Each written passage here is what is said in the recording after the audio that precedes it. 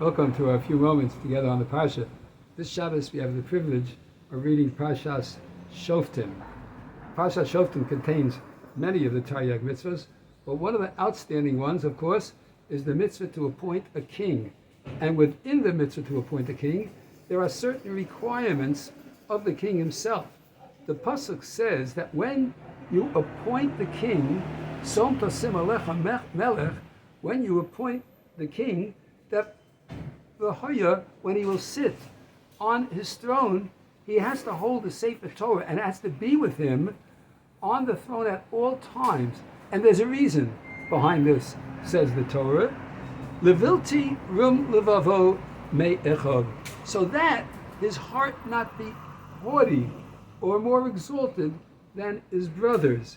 He has to think to himself that he is no different than the average Jew, than the brothers of the king, the Jewish people. Ulevilti surmin mitzvah, and so when he holds the Sefer Torah, he will not turn away from the commandment, yomin usmol, neither to the right nor to the left, l'ma'an yarech yomim al mamlachtu, so that he has long days, many days on his throne. Hu uvanav b'kerev Yisrael, he and his sons in the midst of Klal Yisrael. The king, the first king of the Jewish people, when the Jewish people are about to enter Yisrael, and there's a possibility that they have to appoint the king, they're being told that the king has to be humble. He can't be conceited. What a break from all other kings throughout all of humanity. Can you imagine today that a king, a president, a prime minister, a governor has to sit on his chair, a judge, and he has to be told, you're not better than any of your brothers. Don't be conceited. Don't be conceited. It's one of the requirements of ancient kings. They were the most haughty, off with his head with a strike of a moment.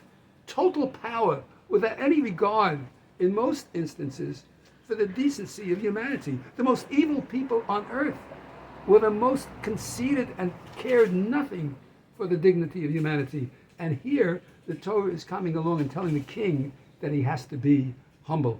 What a change, and how different Klal Yisrael is from its leader on down. And the point of it is to teach us that imagine if the king, the head of the community, the head of the Jewish people, has to be humble, al achas kama v'kama. How much more so? Each and every one of us needs to be humble. And today, Rosh Chodesh Elul, when we approach coming closer to Hashem, we have to humble ourselves and realize that I'm coming before you, Avinu Malkeinu. You're the true king.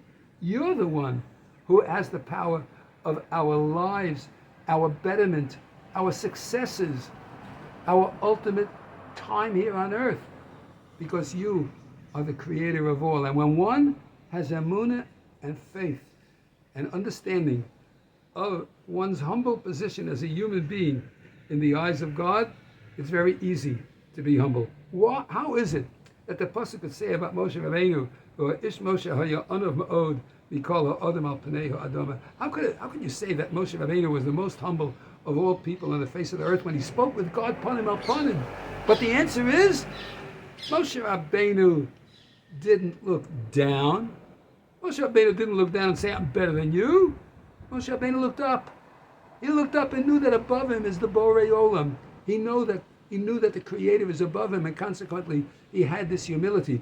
And despite the fact that Moshe had tremendous humility, it didn't stop him from standing up on behalf of Klal Yisrael and saying to Hashem, if you are going to destroy the Jewish people, wipe me out from the Torah.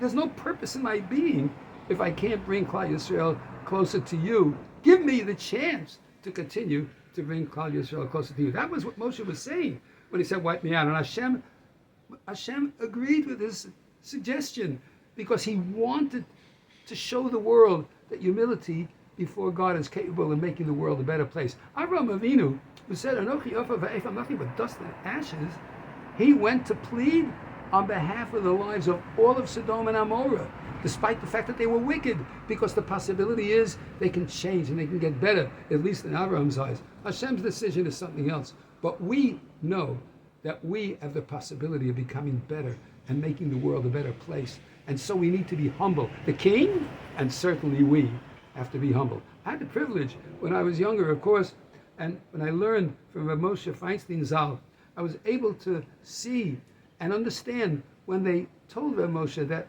you need a pacemaker put in, and he went to ask his son-in-law, Rav Moshe David Tendler Zal, whether or not it would make him a Baal Mum. And Rabbi Tendler said to him, what is the Shver worried about?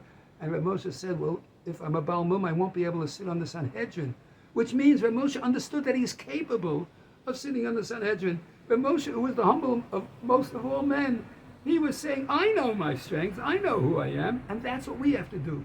We have to say, I know my strengths, I know who I am, I'm valuable, I'm worthy. Hashem, you created me because you gave me life, because you said I can make a difference in this world.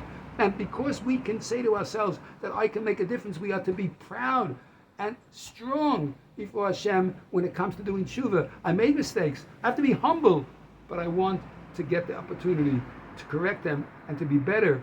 And I come before you in Chodesh Elul and Rosh Hashanah Yom Kippur to be able to do just that. What a challenge, what a great teaching.